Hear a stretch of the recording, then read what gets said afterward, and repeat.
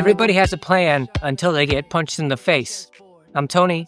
Welcome back to Streetball Strategies. Time to remix, adjust on the fly, never lose your stance. Improvise the rhythm, give the squad a chance. Planning ahead, gotta keep the mind strong. Losing ain't a loss, it's a learning song. Today we're discussing that famous Mike Tyson quote from the past. I heard someone reference it a few days ago, and it made me think about how could that apply to us as basketball players? Because the whole idea is you go into competition with an idea of what you're going to try to do and how you're going to try to do it, which is all good until you meet some kind of resistance. When that happens, how do you then react to it? So today I thought we would talk about when you have a plan, a strategy out here, and you meet unforeseeable resistance, or your opponent is better, tougher than you expected.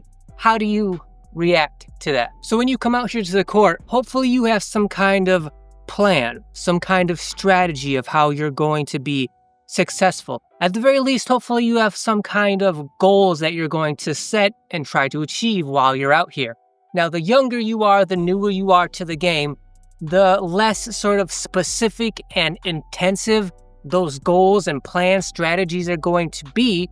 But as you evolve as a player, so should your strategy. Now, obviously, the overall goal to be out here is to win, to be successful as a player, as a team. But that's fine for casual players to just have that one overall goal, plan, whatever. For us, trying to be the very best players we can be, it's all about how do we get there? How do we achieve that? And the more advanced you get, you start to think about, okay, it's probable that I am going to win. It's probable that I'm going to be successful. I'm going to achieve whatever specific goals I've set out here. But how am I going to do that? For example, if you're playing to 15 points out here and you're playing by ones and twos, if you think to yourself, in this game, I want to win, but I'm going to do that by making at least 5 or 6 or more 3-point shots, or in this case, 2-point shots, that's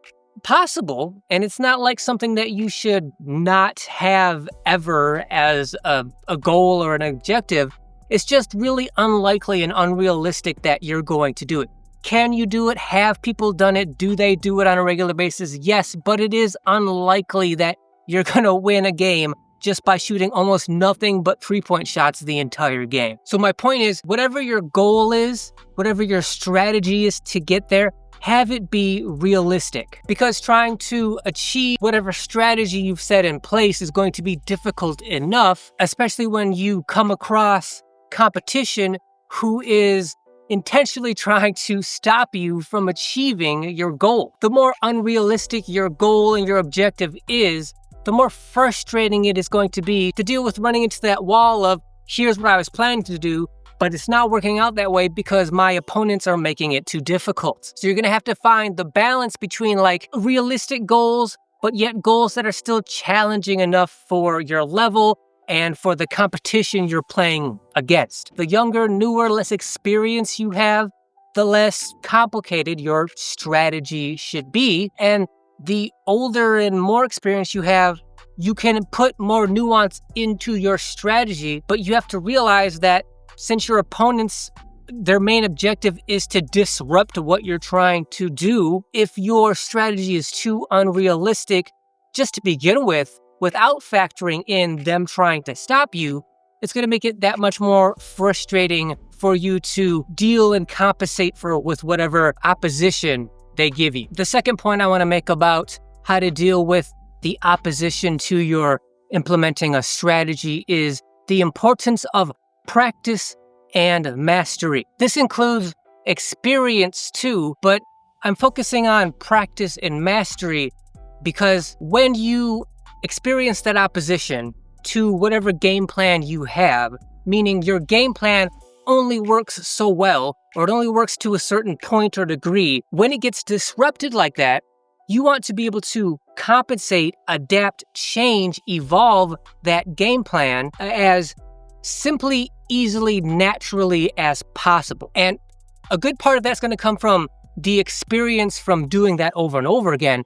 But the some of the ways to make it easiest to do that, just begin with without the experience as like your first few times to have to adapt like that, is from your practice and your mastery out here. Meaning, when you're practicing or when you're studying the game, when you're thinking about how am I going to play, what's my skill set and my ability going to be, what is it right now, what do I want it to be, and you're planning how you're going to practice, how you're going to study the game so you can evolve and get better, you have to also factor into that opposition and how you're going to need to adjust and adapt on the fly. A lot of times that's going to mean improvisation on the spot instantaneously. But the only way it becomes instantaneous and automatic is through practice. So if you're running drills out here to work on whatever skill set, sure, run the drills the way they're meant to be run,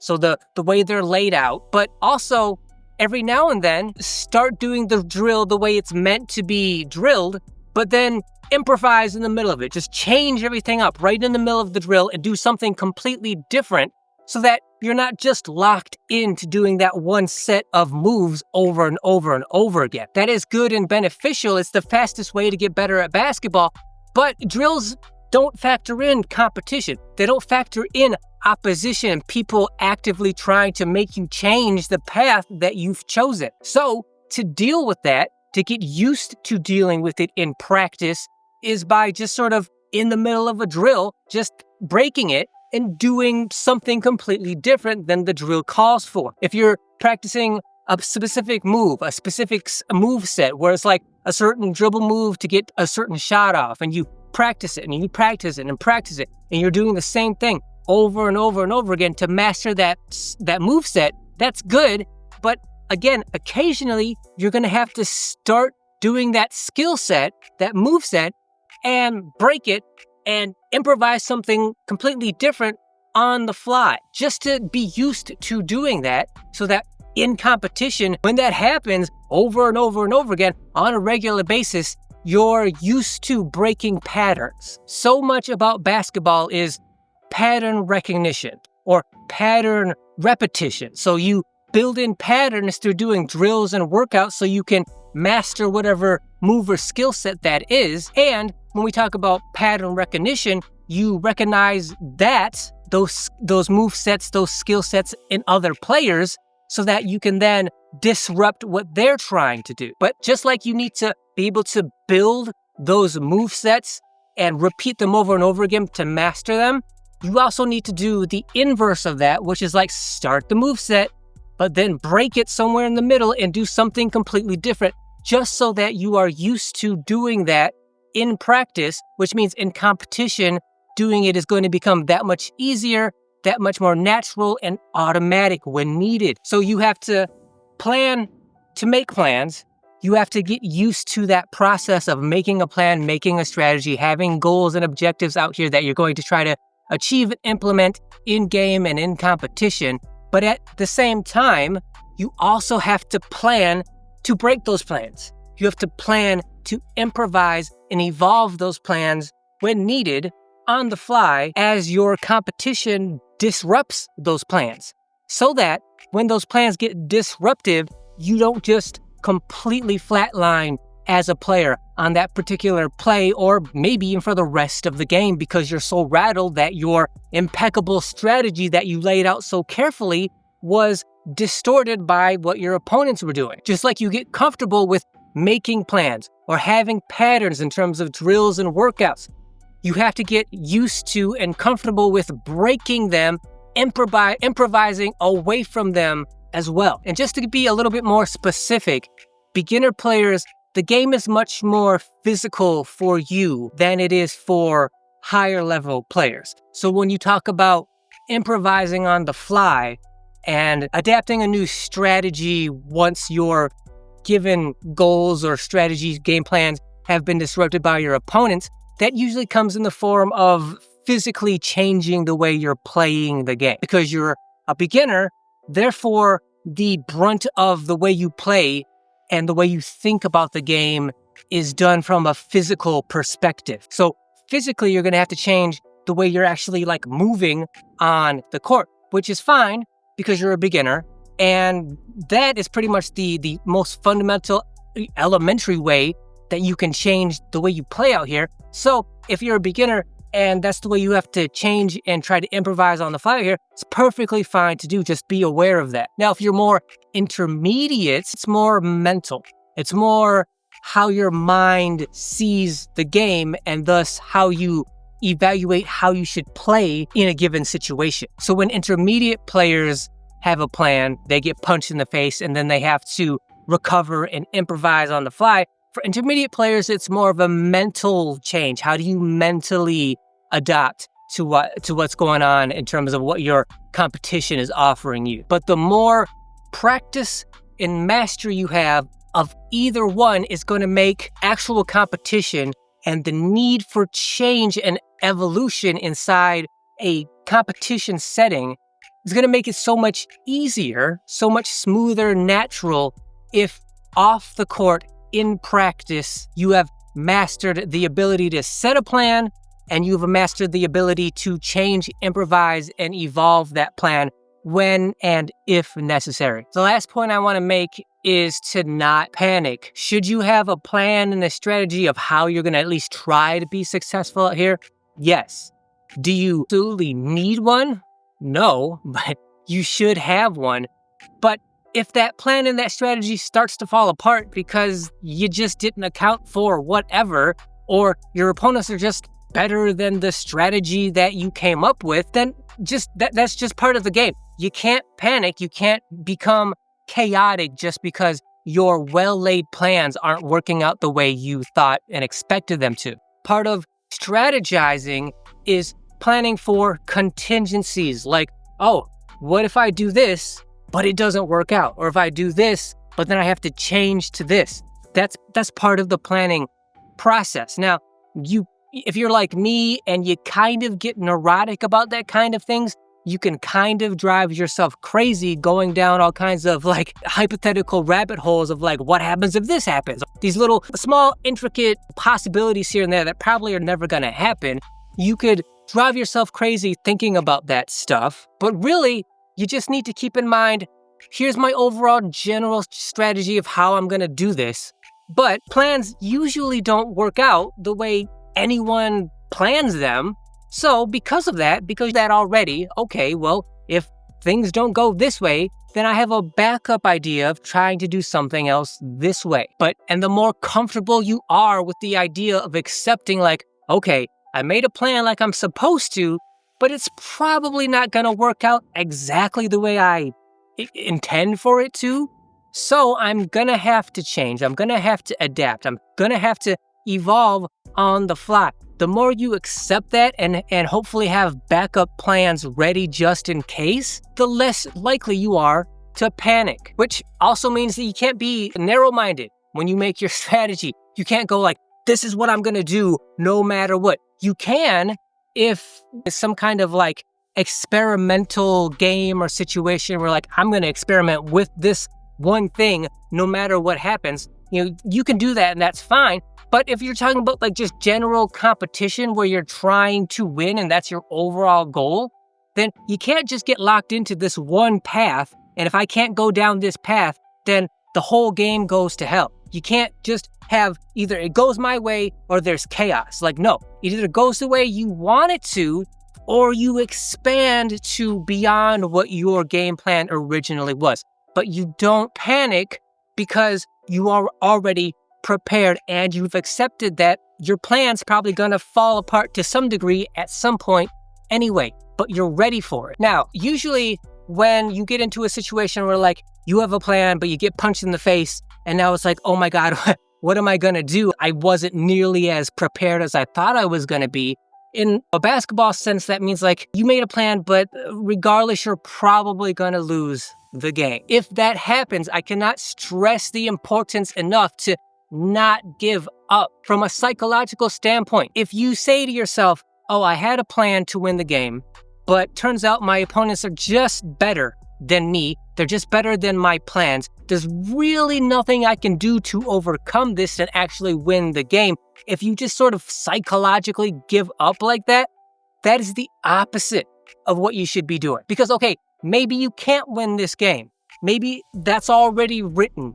But what that then turns into is you're not just out here to lose. You're not out here in a losing effort that's a waste of your time. This has gone from trying to implement a strategy and win the game to this is the most valuable practice that could ever kind of exist. So you're in game, you're in competition, but because you're not going to win, just because you're not going to win doesn't mean this is a waste. It means it's gone from trying to win to trying to get as much experience and learning as much value out of this loss as possible. That's why it's the most valuable kind of practice that you will ever have. It's gone from trying to win this game to now I'm practicing. And the reason I'm practicing is because there's no other kind of practice that I will ever experience that is as valuable as this, because this is practice against actual competition. So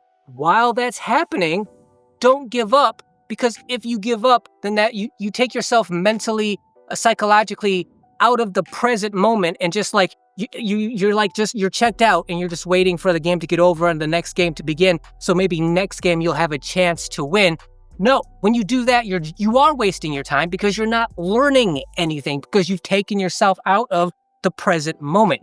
Stay locked in and stay playing as hard as you can in terms of like energy and effort. Play as smartly as you know how to play, regardless of the fact that you're probably going to lose. And just put your best effort out there and think of it as this is the best, highest level practice that exists. You need to take advantage of that.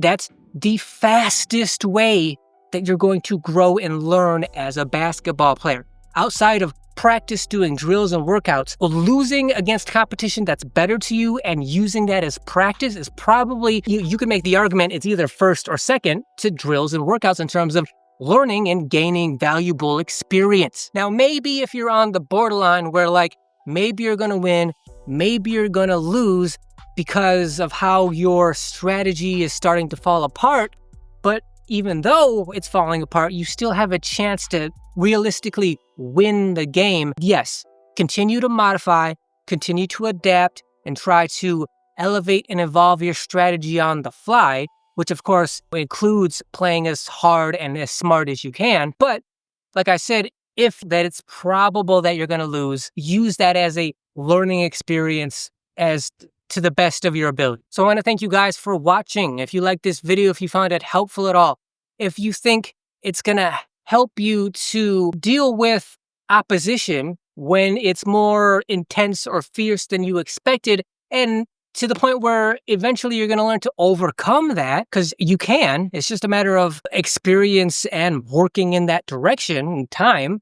Then please subscribe to the channel and let us know down in the comments, what do you do? How do you deal with your plan or your strategy falling apart mid-game when it was unforeseeable to you? How's your reaction to that? How do you deal with it in a way that is constructive and you still walk away feeling like you still played a good game, even though your strategy didn't hold up the way you intended it to? But before you comment, make sure you hit that thanks button down below, because not only does hitting that thanks button highlight whatever comment you make, making it stand out, but hitting that thanks button also directly supports the channel. So for anyone that does hit that thanks button, know I genuinely appreciate it. As always, like, share, comment, like I said, make sure you hit that notification bell so you're notified whenever any video goes live on this channel. And until then, see you guys next week. Bounce pass fumbled, team looking froze, clock ticking fast, pressure overload, breathe deep, switch gears, flip the script, every setback's a tool, tighten the grip, step back, scan the flow, read the scene,